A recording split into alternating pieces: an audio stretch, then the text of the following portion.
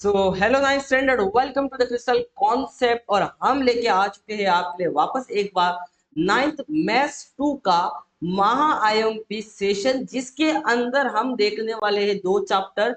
एक का नाम ट्रिग्नोमेट्री और दूसरे का नाम है सरफेस एरिया एंड वॉल्यूम। इसके पहले हमने एक वीडियो अपलोड कर दिया है जिसके अंदर हमने अब तक सारे बचे हुए दो चैप्टर्स थे, तीन चैप्टर, सर्कल, क्वाड्रिलेटरल और कोऑर्डिनेट ज्योमेट्री, उनके बारे में डिस्कस किया था। उसका लिंक मैंने आपको डिस्क्रिप्शन में दे रखा है। अब दो चैप्टर बचे हैं जिसकी महा आईएमपी अब इस वाले सेशन के अंदर कंप्लीट करने वाले हैं। एक का नाम है ट्रिग्नोमेट्री और दूसरा का नाम है सरफेस एरिया एंड वॉल्यूम। उसके आगे की बात बताना चाहूंगा कि हमने अब तक मैथ्स 2 के 2 से 3 वीडियोस अपलोड कर दिए सेकंड सेमेस्टर एग्जामिनेशन के लिए। उनका लिंक भी आपको मैं डिस्क्रिप्शन में टॉप मोस्ट पॉइंट पे दे दूंगा। तो कल एग्जाम के पहले अगर आप इतना करके जाते हो तो आपको आउट ऑफ लाने से कोई नहीं रोक सकता है। इससे इंपॉर्टेंट बात, अपना एक और टेलीग्राम का चैनल है। अपना टेलीग्राम का एक ही चैनल है और उस टेलीग्राम चैनल को ज्वाइन करने के लिए लिंक सारे डिस्क्रिप्शन में दे रखी है। उस टेलीग्राम चैनल पे जो भी आपका एग्जाम होता है उसके रिलेटेड जो भी कंटेंट यूट्यूब के ऊपर अनऑर्गेनाइज फॉर्मेट में जो अवेलेबल है उसको मैं ऑर्गेनाइज करके वहां पे हमेशा अपलोड करते रहता हूँ। तो आपको इजी हो जाता है इसको फॉलो करना। तो जल्दी से टेलीग्राम चैनल को ज्वाइन करो और आगे बढ़ते हैं हम इस सेशन की तरफ। और सबसे पहले हम बात करेंगे ट्रिग्नोमेट्री की। तो ट्रिग्नोमेट्री चैप्टर का हर एक आईएमपी क्वेश्चन में यहाँ पे इस सेशन में अभी कंप्लीट करूंगा और फिर आगे जाके इसी सेशन के अंदर सरफेस एरिया एंड वॉल्यूम हम लोग कंप्लीट कर रहे होंगे। तो ट्रिग्नोमेट्री के अंदर सबसे शुरुआत हम लोग करेंगे इन फॉर्मूले से। तो I hope so sine theta, cos theta and tan theta, इन सबके फॉर्मूलेज आपको पता होंगे अच्छी तरीके से। तो साइन थीटा का डेफिनेशन बोलता है opposite side upon hypotenuse. Cos theta का definition adjacent side upon hypotenuse. और टेन थीटा का definition opposite side upon adjacent side. तो यहाँ पे थोड़ा सा मिस्टेक है आपके टेक्स्ट बुक में, यहाँ पे लिख देना एडजेसेंट साइड। क्या लिख देना? Adjacent side. बात समझ में आया? ये हो गए हमारे फॉर्मूला। अब हम आते हैं डायरेक्ट क्वेश्चन के ऊपर। आपको ट्रायंगल दे रखा है, उसके अंदर angle L 50 degree, angle N 50 degree. सबसे पहले आपको फाइंड आउट करना है साइन 50 डिग्री। तो पहले मैं यहाँ लिख लेता हूँ कि साइन 50 डिग्री बराबर। अब आपको मुझे बताना है कि साइन का डेफिनेशन क्या होता है। साइन का डेफिनेशन बड़ा सिंपल है, अपोजिट साइड अपॉन हाइपोटेनियस। तो यहाँ लिख देंगे अपोजिट साइड अपॉन हाइपोटेनियस। अब मुझे बताओ अपोजिट साइड कौन सी? साइन 50 डिग्री में एंगल क्या है? 50 डिग्री। तो 50 डिग्री के अपोजिट साइड कौन सी है? तो अगर आप डायग्राम में देखोगे तो आपको दिख रहा होगा एम एन। तो यहाँ पे आपका अपोजिट साइड हो गया एम एन। और हाइपोटेनियस का मतलब क्या होता है? तो हाइपोटेनियस का मतलब होता है वो साइड जो 90 डिग्री के सामने हो, वो साइड जो 90 डिग्री के सामने हो, और वो क्या है? L N. तो यहाँ पे हमारा हाइपोटेनियस हो जाएगा एल एन। तो इस तरीके से हमने पहला वाला क्वेश्चन जिसका वैल्यू था साइन 50 डिग्री सॉल्व कर दिया है। Second cos 50 degree. तो सेकेंड हम लिख देंगे यहाँ पे कॉस 50 डिग्री। अब लिखेंगे कॉस का डेफिनेशन। कॉस का डेफिनेशन आपको यहाँ मिलेगा एडजेसेंट साइड अपॉन हाइपोटेनियस। अब हम पता करेंगे पहले तो भाई यहाँ पे कि एंगल कौन सा है, कौन से एंगल की हम बात कर रहे हैं। तो अगर मैं बात करूंगा 50 डिग्री, देखो 50 डिग्री हमारा देखो यहाँ पे है। और इस 50 डिग्री के एडजेसेंट साइड मतलब उसके पास वाली साइड कौन सी है? तो आप देख पाओगे यहाँ पे वो कौन सी है? L M. कौन सी है? L M. और नीचे क्या है? हाइपोटेनियस। तो हाइपोटेनियस वापस 90 डिग्री के सामने वाला क्या हो जाएगा? L N. तो ये हो जाएगा हमारा L M upon L N. देखो अगर ये वाला पार्ट आपको आता है तो फटाफट वीडियो को स्किप करके आगे आगे बढ़ते रहना, टाइम ज्यादा बर्बाद मत करना। उसी तरीके से टेन 40 डिग्री। तो टेन 40 डिग्री के लिए हम लोग टेन का फॉर्मूला यहाँ पे अप्लाई करेंगे थोड़ा फटाफट। टेन 40 डिग्री फॉर्मूला है opposite side upon adjacent side. तो यहाँ पे हम पहले पता करेंगे 40 डिग्री हमारा कहाँ पे है। 40 डिग्री हमारा यहाँ पे है, अपोजिट साइड उसकी ये हो गई और एडजेसेंट साइड उसकी ये हो गई। तो अपोजिट साइड हो गई एल एन और एडजेसेंट साइड हो गई एम एन। ये हो गया हमारा L M upon M N. तो इस तरीके से हमने निकाल दिया। अब ये वाला क्वेश्चन मैं आपको ऊपर छोड़ता हूँ, इसका आंसर आपको as challenge number 1 comment section में बताना है। नेक्स्ट क्वेश्चन, पहले उसको क्वेश्चन को करने से पहले आपको कुछ फॉर्मूलाज पता होना चाहिए, जैसे कि cos 90 माइनस थीटा होता है sin theta. cos 90 minus theta होता है sin थीटा के बराबर। sin 90 माइनस थीटा होता है cos थीटा के बराबर। sin theta upon cos theta होता है tan थीटा। और tan theta into tan 90 minus theta हमेशा किसके बराबर होता है? 1 के बराबर। ये फॉर्मूलाज आपको याद करना है।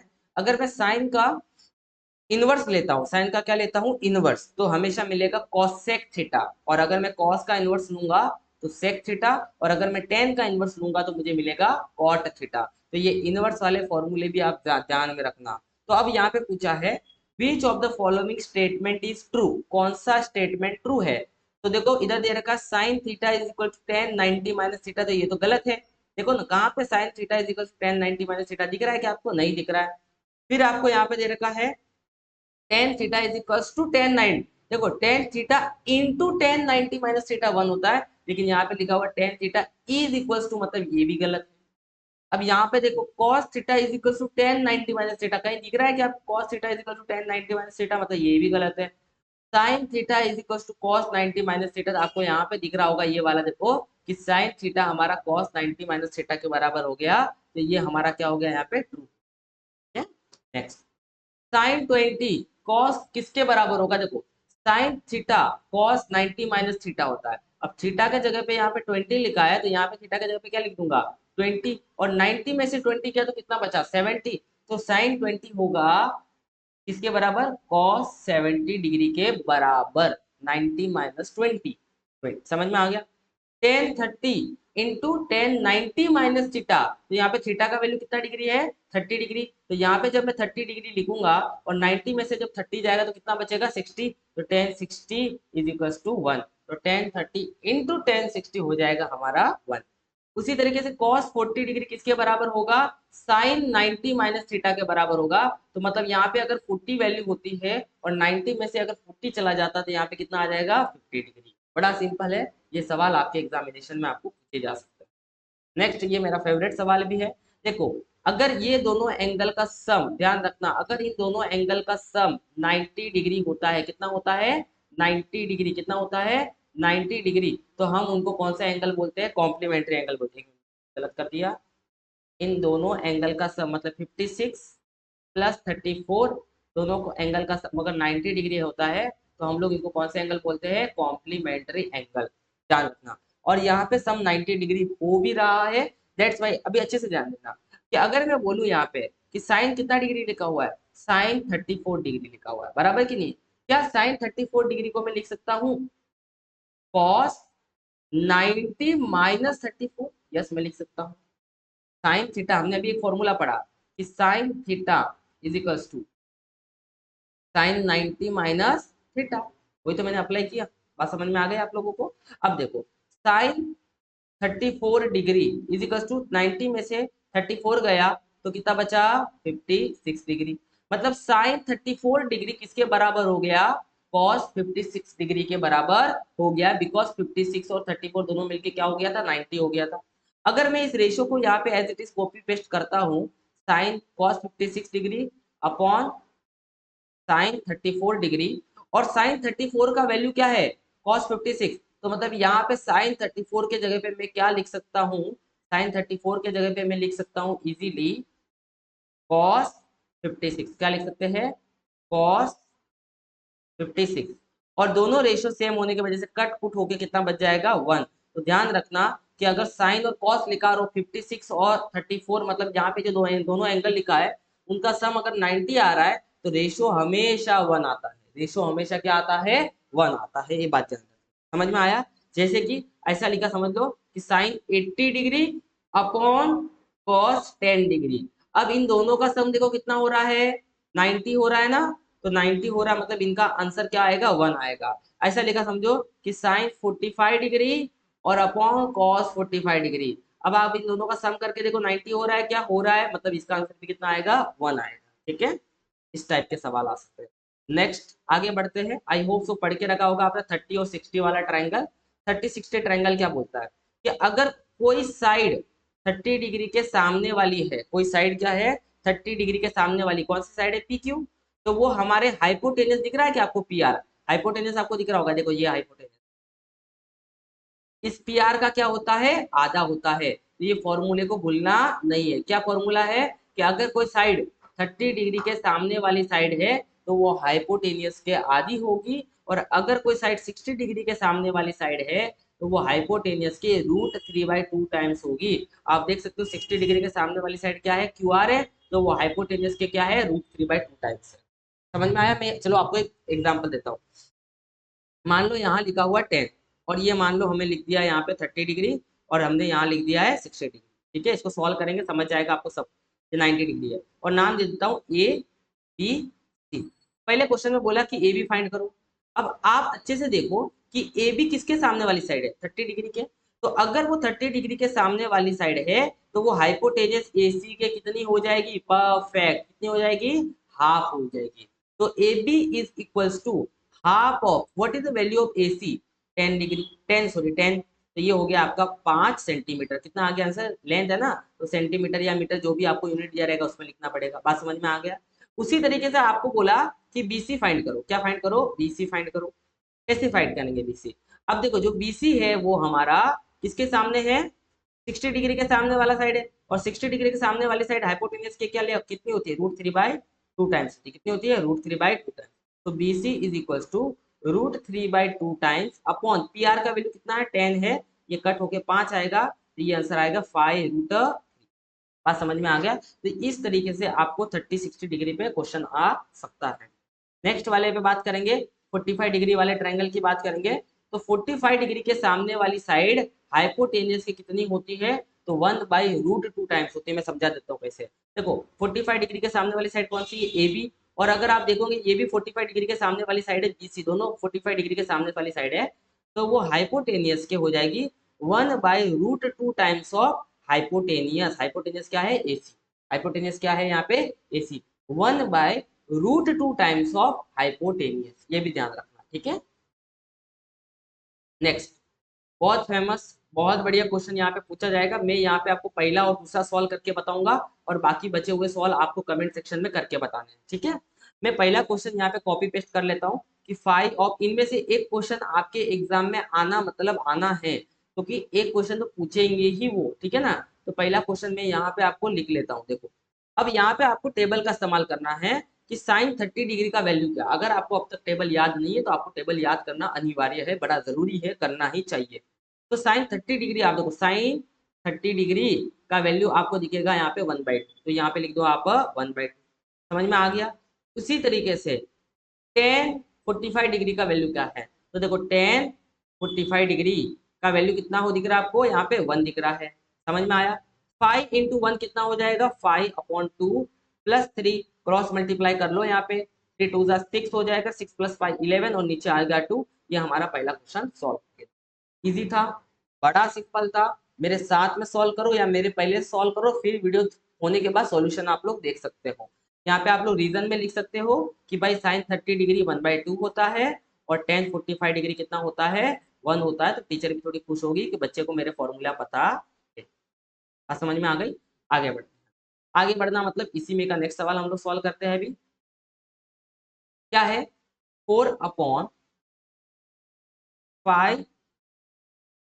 10 स्क्वायर 60 प्लस 3 साइन स्क्वायर 60। बात समझ में आया? चलो शुरुआत करते हैं। 4/5, अब आपको देखना है 10 60 का वैल्यू कितना होता है। 10 60 का वैल्यू होता है √3, तो ये हो जाएगा आपका √3 का स्क्वायर। अब आगे बढ़ना है, ये आपको 3 वैसे का वैसा लिखना है। 3 आपको क्या करना है, वैसा का वैसा लिखना है। और आपको बताना है कि 10 60 का वैल्यू कितना हो, साइन 60 का वैल्यू कितना होता है। तो आप देखो कि साइन 60 का वैल्यू हो जाएगा √3/2। कितना हो जाएगा, √3/2। लेकिन स्क्वायर है तो आपको वापस क्या करना पड़ेगा, स्क्वायर करना पड़ेगा। ये बात समझ में आ रही है आपको? ठीक है, अब सॉल्व करते हैं इसको बढ़िया से। 4/5, सभी को पता होगा √3 का स्क्वायर हो जाएगा 3, 3 इंटू √3 का स्क्वायर हो जाएगा 3 और 2 का स्क्वायर हो जाएगा, ठीक है। 4 3 होजा 12/5 और 3 3 9/4। क्रॉस मल्टीप्लाई करो, 12 3 कितना हो जाएगा 36, 9 5 45 और 5 हो जाएगा 20। ये हो गया 6 और 5 हो जाएगा आपका 11, 1 कैरी और ये 81/20 आपका आंसर आया। देखो कोई कैलकुलेशन में मिस्टेक हो जाए मेरे से तो आप कमेंट सेक्शन में जरूर जरूर मुझे इन्फॉर्म कर लेना, लेकिन जहां तक मेरा ख्याल है कोई मिस्टेक यहाँ पे नहीं हुई है। तो इस क्वेश्चन को मिस मत करना, बहुत बढ़िया क्वेश्चन है, इसको भी प्रैक्टिस करना। और बाकी दोनों बचे हुए क्वेश्चन मैं आपको एज ए चैलेंज देने वाला हूँ। तो ये वाला क्वेश्चन का आंसर आपको चैलेंज नंबर 2 बताना है और ये वाले क्वेश्चन का आंसर चैलेंज नंबर 3 करके बताना है। इस वाले फॉर्मूले के बेस पे क्वेश्चन आपको पूछा जा सकता है, बहुत ज्यादा संभावना है। कैसे पूछा जाएगा मैं बता रहा हूँ आपको। देखो यहाँ पे कि साइन थीटा का वैल्यू 4/5 दे रखा होगा और बोलेगा कॉस थीटा का वैल्यू निकालो। अब इसको करने के दो मेथड है, एक तो ट्रायंगल के मदद से के मेथड से कर सकते हैं या आप डायरेक्ट फॉर्मूला लगा के कर सकते हैं। मैं फॉर्मूला लगा के आपको सॉल्व करके दिखाने वाला हूँ। यहाँ पे लुक एट दिस। तो पहले तो फॉर्मूला हम लिख देंगे कि sine square theta plus cos square theta 1 होता है, और ये हमें क्या था पता था, इट इज वी नो। सही है। अब यहाँ पे साइन थीटा का वैल्यू आप देख सकते हो क्वेश्चन के अंदर कितना दे रखा है, 4/5 दे रखा है।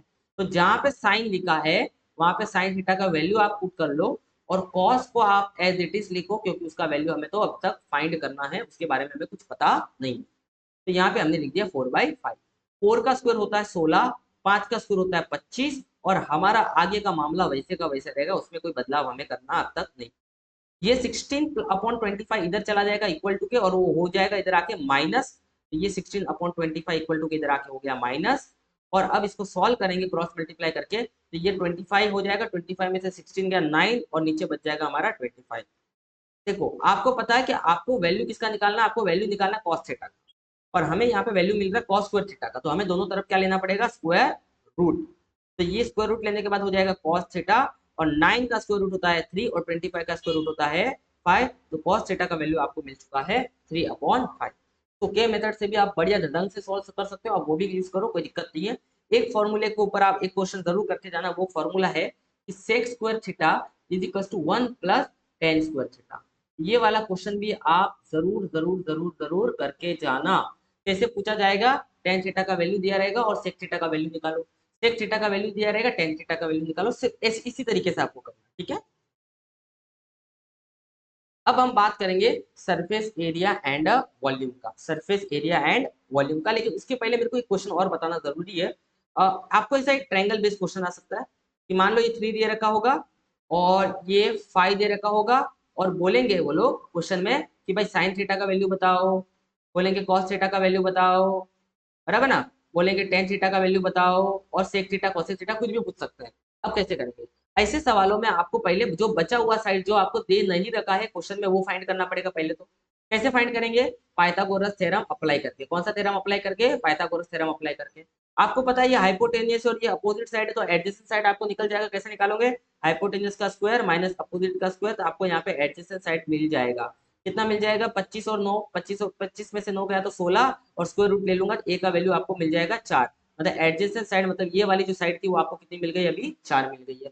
इस तरीके से आप पाइथागोरस थ्योरम लगा के साइड निकालने के बाद, अब आपको क्या बोला, पहला साइन थीटा, तो साइन थीटा का डेफिनेशन लिखना है अपोजिट साइड अपॉन हाइपोटेनियस, और आपको अपोजिट साइड दिख रहा है 3 और हाइपोटेनियस आपको दिख रहा है 5, तो 3/5। उसी तरीके से मैं टेन थीटा आपको बता देता हूँ कि टेन थीटा क्या होता है, opposite side upon adjacent side. तो अपोजिट साइड हो गया 3, और एडजेसेंट साइड जो हमने निकाला था कितना, 4। तो इस टाइप का क्वेश्चन आपके एग्जाम में एक जरूर जरूर आएगा, तो आपको उसको मिस नहीं करना है, आपको उसको अच्छे तरीके से सॉल्व करना है। लेकिन यहाँ पे एक समस्या हो गया है कि यहाँ पे जो मैंने लिखा है कि 5 का स्क्वायर, आप डायरेक्ट 5 का स्क्वायर नहीं लिख सकते, आपको यहाँ पे के लगाना पड़ेगा। क्या लगाना पड़ेगा, के।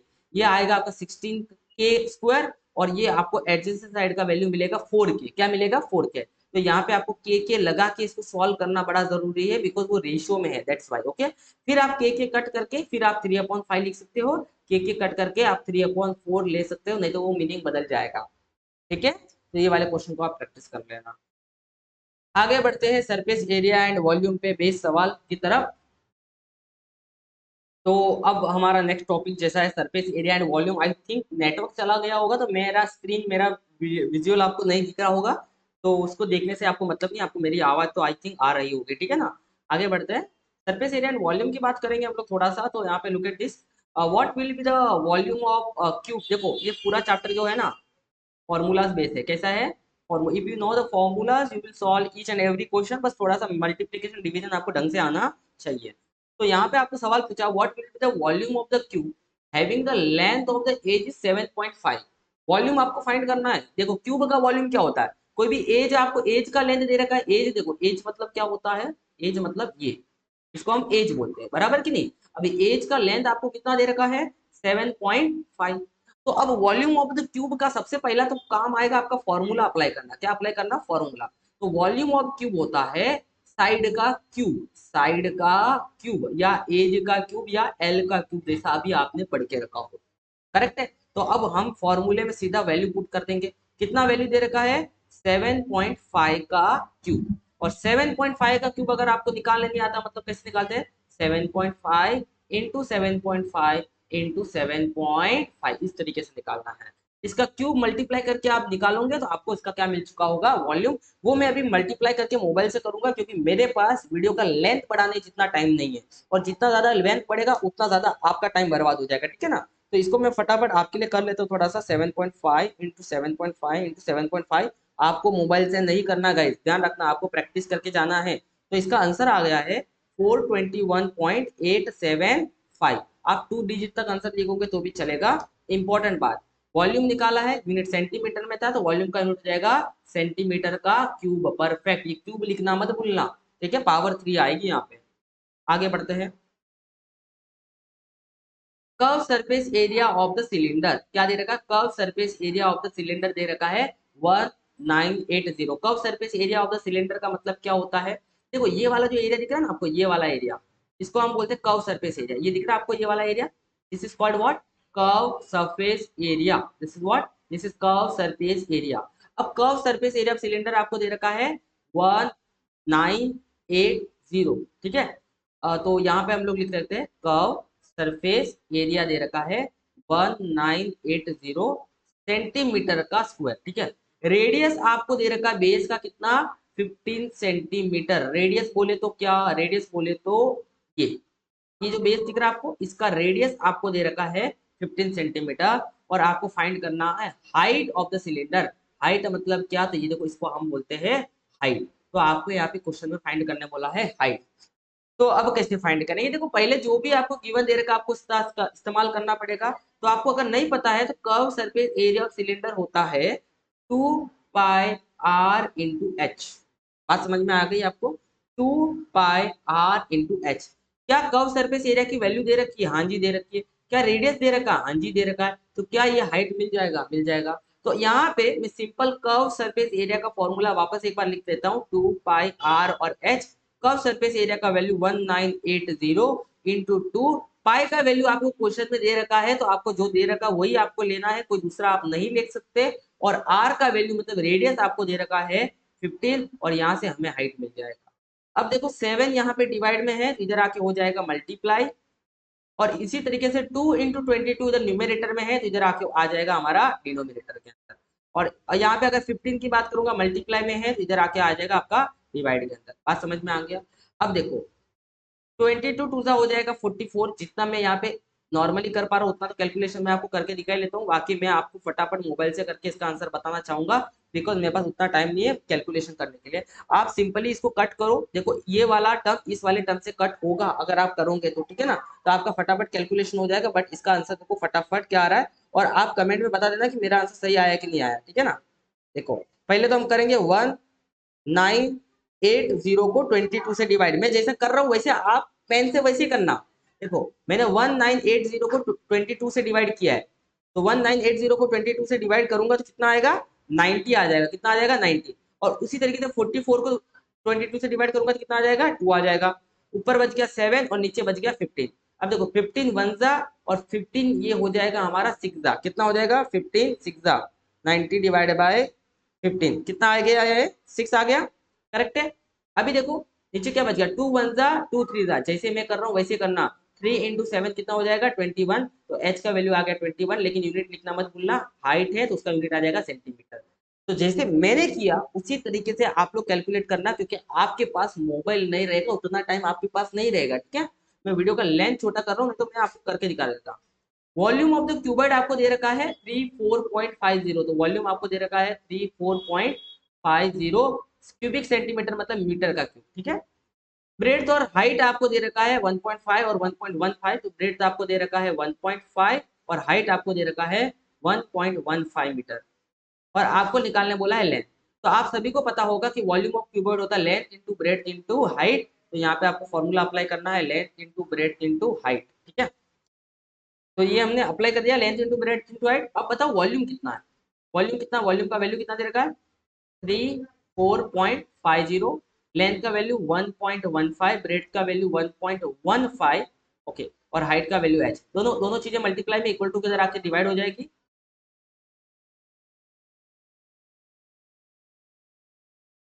इक्वल टू क्या आ गया, हाइट आ गया। अब आप इन दोनों को मल्टीप्लाई करके डिवाइड करो, डिवाइड एक एक से डिवाइड करो तो भी चलेगा। तो आप एक बार काम करके देखो यहाँ पे, क्या 34.50 डिवाइड हो रहा है क्या 1.5 से? तो अगर आप डिवाइड डायरेक्ट करते हो तो ये 23 आता है, मतलब मैंने क्या किया, इसको इससे डिवाइड कर दिया और ये आंसर आ गया आपका 23 और नीचे बच गया 1.5 बच गया। अब 23 को 1.5 से डिवाइड करना जरा, 23 डिवाइड बाय 1.5, ये जो आंसर आपका लगभग आएगा वो आएगा 15.33। तो हाइट आपका यहाँ पे आ गया 15.33 मीटर। देखो कैलकुलेशन में आई थिंक कोई मिस्टेक नहीं हुआ है, 34.50 डिवाइड बाय 1.5, ठीक है। हाँ, तो ये आपको हाइट यहाँ पे मिल चुका है इस तरीके से, ठीक है, क्लियर हो गया। नेक्स्ट क्वेश्चन, ओके, कौन के बारे में, तो कौन का बेस का जो एरिया होता है पाई आर स्क्वायर होता है। क्यों होता है पाई आर? क्योंकि जो कौन का बेस होता है वो एक तरीके का क्या होता है, सर्कल होता है। ये समझ में आया। कर्व सरफेस एरिया जो होता है वो पाई आर एल होता है। कर्व सरफेस एरिया का मतलब क्या, कि जो कर्व का कौन का जो ऊपर का ऐसा कर्व होता है ना, that is pi are l. Total surface area होता है pi are l plus r. Total surface area में कर्व सरफेस एरिया भी आता है और नीचे का बेस भी आता है। और वॉल्यूम ऑफ द कौन होता है 1/3 पाया आर स्क्वायर का एच, ठीक है, ध्यान रखना। आगे क्वेश्चन करते हैं इसके ऊपर। फाइंड करना है slant height, curve surface area, total surface area. आपको बेस दे रखा है, रेडियस का, बेस का रेडियस आपको दे रखा है, मतलब ये देखो ये बेस दिख रहा है, इसका रेडियस आपको दे रखा है 12। कितना दे रखा है, 12। और आपको हाइट दे रखा है कौन का, कितना, 16। बात समझ में आ गया। आपको फाइंड करना है स्लैंट हाइट। देखो स्लैंट हाइट मतलब ये होता है, दिख रहा है आपको, क्या आपको ये राइट एंगल ट्रायंगल दिख रहा है? हाँ जी दिख रहा है। ये 16 दे रखा है, रेडियस 12 दे रखा है, क्या ये निकल जाएगा? हाँ। स्लैंट हाइट का फॉर्मूला यहाँ पे बनेगा L square equals to height square plus radius का स्क्वायर। हाइट दे रखा है 16 स्क्वायर और रेडियस दे रखा है 12 स्क्वायर। 16 का स्क्वायर कितना हो जाएगा, वो हो जाएगा आपका 256, ये हो जाएगा आपका 144। दोनों को आप ऐड करोगे तो ये 10, 1 कैरी फॉरवर्ड, अगेन 10 आ गया, 1 कैरी फॉरवर्ड, 400। एल का वैल्यू 400 रूट ले लूंगा तो ये आ जाएगा आपका लगभग 20। कितना आ जाएगा, 20 सेंटीमीटर। तो आपको स्लैंट हाइट का वैल्यू मिल चुका है 20 सेंटीमीटर। समझ में आया। दूसरा curve surface area. Curve surface area का भी हमने फॉर्मूला देखा, pi into are into L. नहीं पता तो ये देखो यहाँ पे इधर है, curve surface area pi are L, दिखा आपको यहाँ पे पाई आर एल, ठीक है ना। तो कर्व सरफेस एरिया मतलब सेकंड वाला सॉल्व कर रहा हूँ, curve surface area of the cone that is pi into are into L. Pi का वैल्यू जो दिया वही आपको लेना है 3.14, आर का वैल्यू दे रखा है 12 और एल का वैल्यू हमारा आ गया 20। तीनों को मल्टीप्लाई करना है और धड़ाधड़ आपको आंसर निकालना, तो मल्टीप्लाई करना आपको आता ही होगा, टाइम बर्बाद ना करें उसमें, अच्छा बात है। तो देखो कितना है, 3.14 इंटू 12 इंटू 20, और यहाँ पे आपको मल्टीप्लाई करके आंसर मिल रहा होगा 753.6। माफ करना, मुझे मोबाइल इस्तेमाल करना करना पड़ रहा है, समय की कमी होने की वजह से मुझे जल्दी से जल्दी ये वीडियो आप तक पहुंचाना, दैट्स वाई। ठीक है, कर्व सरफेस एरिया आ गया। अब बात करेंगे टोटल सरफेस एरिया की, तो टोटल सरफेस एरिया होता है कौन का, टोटल सरफेस एरिया होता है pi are into l plus r, ठीक है। पाई का वैल्यू 3.14, आर का वैल्यू, रेडियस का वैल्यू 12, एल का वैल्यू 20 और रेडियस का वैल्यू अगेन 12। दोनों को ऐड करूंगा यहाँ पे तो आपको मिल जाएगा ये 2 3 34 3.14। आप इनको करोगे मल्टीप्लाई तो 3.14 इंटू 12 इंटू 32 और इसका आंसर आपको मिल चुका होगा 1205.76। और टोटल सरफेस एरिया है तो अगेन सेंटीमीटर का स्क्वायर। तो इतना सिंपल तरीके से आपको इसका क्वेश्चन का आंसर सॉल्व करना है। एक क्वेश्चन एक्स्ट्रा मैं आपको बताता हूँ कि वॉल्यूम अगर निकालने बोलते हैं तो 1/3 पाई आर स्क्वायर एच लिखते, 1/3 पाई का वैल्यू 3.14, आर का वैल्यू यहाँ पे 12 था तो 12 का स्क्वायर, और एच का वैल्यू हमने निकाला, एच का वैल्यू मतलब हाइट, और हाइट यहाँ पे कितना था 16, तो हाइट का वैल्यू हमें यहाँ पे इस्तेमाल करना पड़ेगा 16। तो ध्यान रखना वॉल्यूम ऑफ कॉल में स्लैंट हाइट का कोई जरूरत नहीं होता है, हाइट का जरूरत होता है, दैट इज एच का। इसको पूरा सॉल्व करोगे आपको वॉल्यूम ऑफ कॉन मिल जाएगा। इसका आंसर आप कमेंट सेक्शन में बता सकते हो मेरे को कितना। तो ये वाले क्वेश्चन से आपको पूरा कौन का कॉन्सेप्ट अच्छे से समझ में आ गया होगा, ठीक है। नेक्स्ट, आपको surface area of the cone निकालना है, और surface area of the cone का मतलब होता है curve surface area of the cone. वो वापस फॉर्मूला है पाई आर का, pi are into L. Pi का वैल्यू जो भी आपको दे रखा है वो इस्तेमाल करना है 22/7 सरफेस एरिया बराबर। आर का वैल्यू आपको दिख रहा होगा क्वेश्चन में बेस। ओके, ये वाला क्वेश्चन थोड़ा सा हटके है, सॉल्व करते हैं, लेट्स सी कैसे करेंगे। एरिया ऑफ द बेस आपको दे रखा है कौन का, area of the base, base मतलब क्या होता है ये, और ये बेस कैसा दिख रहा है, सर्कल, तो area of the base, area of base, और वो कैसे दिख रहा है, सर्कल के जैसा। क्या होता है area of the base, pi R का स्क्वायर। अब एरिया ऑफ द बेस आपको दे रखा 1386, पाई का वैल्यू 22/7, और रेडियस आपको नहीं पता तो यहाँ से आपको रेडियस मिल जाएगा, ये 13867 डिवाइड में इधर मल्टीप्लाई, और नीचे आ गया 22, और ये आ गया आपका आर का स्क्वायर। फटाफट मल्टीप्लाई करके 22 से डिवाइड करो। मैं पहले बोलूंगा कि 1386 को 22 से पहले डिवाइड करो, तो 1386 डिवाइड बाई 22 करो, तो आपको इसका आंसर मिल रहा होगा 63। और अब आप 63 को 7 से मल्टीप्लाई मत करो, मैं बता रहा हूँ क्यों नहीं करना, मैं बता रहा हूँ उसका रीजन। एरिया आपको पता है, ठीक है, एक मिनट ना, ये हो गया area of the base, pi value, value इधर गया, ये 63 हमारा आ गया, ये रेडियस का वैल्यू हमारा आ गया आर का स्क्वायर, ठीक है। अब रेडियस को हटाऊंगा तो यहाँ पे रूट लग जाएगा, करेक्ट है, ओके, आर आर बच जाएगा। अभी 63 इंटू 7 कर लो, 63 इंटू 7, तो ये आपका आंसर आएगा 441, कितना आ गया 441। अब देखो 441 का रूट कितना होता है 21, तो आर का वैल्यू आपका मिल गया 21, बड़ा इजी था। आपको निकालना surface area, surface area of the cone क्या होता है, pi into are into L, pi का वैल्यू 22/7, आर का वैल्यू हमने अभी निकाला 21, और एल मतलब क्या हो गया, स्लैंट हाइट। क्या आपको स्लैंट हाइट दे रखा है, नहीं, आपको हाइट दे रखा है, तो स्लैंट हाइट का फॉर्मूला अभी सबको पता चल गया होगा, एच प्लस आर का स्क्वायर। एच का वैल्यू दे रखा था 28 का स्क्वायर, और आर का वैल्यू हमने अभी निकाला 21 का स्क्वायर। दोनों का स्क्वायर निकाल के फटाफट क्या कर दो, ऐड कर दो, तो यहाँ पे देखो 28 इंटू 28 मतलब 28 का स्क्वायर कितना आ गया 784, और 21 का स्क्वायर कितना आ गया 441, दोनों को ऐड कर दो, दोनों को हमारा को क्या करना है, ऐड करना है, तो 441 उसमें मिला दो, तो यहाँ पे आपका आंसर आएगा 1225। अब 1225 का आपको लेना पड़ेगा स्क्वायर रूट, तो 1225 का स्क्वायर रूट कितना हो जाएगा, तो 1225 का स्क्वायर रूट होगा, देखो 25 तो पाई आ जाएगा, और 3 4 12 होता है 35, तो एल का वैल्यू आ गया आपका 35। तो यहाँ पे अभी आपको एल का वैल्यू पुट करना पड़ेगा 35, 7 1 जा 7 5 जा 35, और आप भी 22 इंटू 21 इंटू 5 आपको करना है, तो 22 इंटू 21 इंटू 5, तो आपको यहाँ पे आंसर मिल रहा होगा 2310। और इतना खतरनाक क्वेश्चन हमने अभी तक सॉल्व कर दिया है बहुत बढ़िया ढंग से। तो आई होप सो सेशन आपको समझ में आ रहा होगा, समझ में आ रहा तो वीडियो को लाइक शेयर सब्सक्राइब करना, और टेलीग्राम का चैनल जरूर जरूर ज्वाइन। अगले क्वेश्चन की तरफ बढ़ते हैं, अगर समझ में आया तो स्क्रीनशॉट लेके आप इसको प्रैक्टिस कर लेना, ठीक है, बढ़िया क्वेश्चन था, बड़ा क्वेश्चन था। अब स्पीयर की थोड़ी सी बात करेंगे, तो स्पीयर का जो सरफेस एरिया होता है वो होता है 4 पाई आर का square, surface area of the hollow sphere होता है 2 पाई आर का square, surface area of the surface area hollow hemisphere 2 pi R का स्क्वायर, और total surface area of solid hemisphere होता है 3 पाई आर का स्क्वायर, ठीक है। देखो ये स्फीयर है, ये हेमिस्फीयर है, अगर होलो है मतलब अंदर से खाली है तो ये वाला, और सॉलिड है मतलब पूरा भरा हुआ है तो ये वाला सरफेस एरिया। अगर वॉल्यूम की बात करूंगा, तो अगर मैं स्फीयर के वॉल्यूम की बात करूंगा तो वो होता है 4/3 पाई आर का क्यूब, और अगर मैं हेमिस्फीयर के वॉल्यूम की बात करूंगा तो 4 का क्या कर लेने का, 2 कर लेने का, और वो मिल जाएगा 2/3 पाई आर का क्यूब, ठीक है। तो ये सारा काम हमारा मांजरा यहाँ पे खत्म। टोटल सरफेस एरिया जो मैंने यहाँ पे बताया वही यहाँ पे वापस आपको लिख के रखा है। आओ करते हैं सवाल, find the volume of sphere. तो वॉल्यूम ऑफ स्फीयर अभी हमने देखा 4/3 पाई आर का क्यूब, ठीक है ना। तो 4/3 पाई का वैल्यू क्वेश्चन में दे रखा वही आपको इस्तेमाल करना है 22/7, और आर का वैल्यू आपको दे रखा है 21, तो 21 का हो जाएगा यहाँ पे क्यूब। सही समझ में आ गया आपको, बस फटाफट इसको सॉल्व करना है, 4/3 22/7, और 21 को क्यूब है मतलब 21 इंटू 21 इंटू 21, 3 1 जा 3 7 जा 21, 7 1 जा 7 3 जा 21, बात समझ में आ गया आपको, 7 1 जा 7 3 जा हो जाएगा आपका 21। अब क्या बच गया 4 इंटू 22 इंटू ऊपर 21 बच गया, और 23 इंटू 7 कितना हो जाएगा अगेन 21। अब मल्टीप्लाई तो करना मुझे लगता है आप सभी को आता होगा, तो इसमें टाइम बर्बाद ना करें, 4 इंटू 22 इंटू 21 इंटू 21, और इसका आंसर आपको आ चुका होगा 38808, और जब वॉल्यूम निकालना है इसके लिए सेंटीमीटर का क्यूब। बड़ा सिंपल सवाल है, ठीक है। Next question, surface area of the sphere आपको दे रखा है 2826 सेंटीमीटर का square, find the volume. Surface area क्या होता है, स्फीयर का सरफेस एरिया क्या होता है, अभी देखा हमने, सरफेस एरिया ऑफ स्फीयर क्या होता है बताओ, चलो पीछे चले जाते, नहीं पता तो देखो यहाँ पे, सरफेस एरिया ऑफ स्फीयर क्या होता है 4 पाई आर का स्क्वायर, आपको दिख गया होगा, ये देखो 4 पाई आर का स्क्वायर, ठीक है ना। तो सरफेस एरिया ऑफ स्फीयर यहाँ पे हम लोग सब्स्टिट्यूट कर देंगे 4 पाई आर का स्क्वायर, करेक्ट है।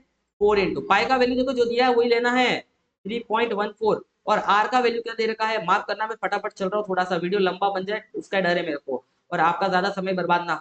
अभी क्या करना है, दोनों चीजें मल्टीप्लाई में इक्वल टू की तरह आके हो जाएगी डिवाइड, तो दैट इज 4.3.14, और यहाँ पे आ गया आर का स्क्वायर। पहले इस नंबर को आप 4 से डिवाइड करो, किससे डिवाइड करो, 4 से, तो 2826 डिवाइड बाय 4, आपको इसका आंसर मिल जाएगा 706.5 अपॉन 3.14 बराबर आर का स्क्वायर। अब इसको आपको डिवाइड करना है 3.14 से, तो आपको इसका आंसर मिल जाएगा 225 आर का स्क्वायर। रूट ले लूंगा तो 225 किसका स्क्वायर होता है, 15 का, तो आर का वैल्यू आ गया 15 सेंटीमीटर। बात समझ में आ गई आपको। लेकिन हमें फाइंड आउट क्या करना है, हमें फाइंड आउट करना वॉल्यूम। वॉल्यूम ऑफ स्फीयर होता है 4/3 पाई आर का क्यूब, बराबर लिख रहा हूँ ना। और अभी मैंने पिछला क्वेश्चन आपको वॉल्यूम के बेस पे ही करवाया था, तो आई होप से इस क्वेश्चन को वापस करवाने से कोई मतलब नहीं। अभी आप फटाफट इसका वॉल्यूम निकाल के आंसर कमेंट सेक्शन में बता देना मेरे को, बाकी मैंने यहाँ पे सारी वैल्यू सब्स्टिट्यूट कर दी, ठीक है। आगे बढ़ते हैं। तो देखो अभी नेक्स्ट क्वेश्चन, तो यहाँ पे ये सेशन हो चुका है खत्म, और आई होप सो ये सेशन आपको बहुत अच्छा लगे। लेकिन अभी अभी कुछ इंपॉर्टेंट टॉपिक मैं बताने वाला हूँ। देखो जिनको आउट ऑफ और मार्क्स चाहिए तो प्लीज वो प्रॉब्लम सेट के क्वेश्चन जरूर सॉल्व करके जाना। और इसी चैप्टर के जो लास्ट वाला चैप्टर था वॉल्यूम वाला, इसके प्रॉब्लम सेट का पहला वाला क्वेश्चन और इसी प्रॉब्लम सेट का लास्ट वाले दो क्वेश्चन, मेरे को याद नहीं आ रहा उनका नंबर क्या है, लेकिन लास्ट वाले दो क्वेश्चन जरूर करके जाना। मतलब 3 क्वेश्चन वो प्रॉब्लम सेट के आप जरूर सॉल्व करके जाना, उनमें से एक क्वेश्चन आपके एग्जाम में आ सकता है। वापस बता रहा हूँ, वॉल्यूम और सरफेस एरिया वाला जो चैप्टर है उसका पहला वाला क्वेश्चन प्रॉब्लम सेट का, और लास्ट वाले दोनों क्वेश्चन, और बाकी जितना भी मैंने क्वेश्चन पेपर अपलोड किए हैं इस चैनल के ऊपर वो सारे आप अच्छे से प्रैक्टिस करके जाना। टेलीग्राम के चैनल को ज्वाइन करना। All the best for your examination. Thank you so much for watching.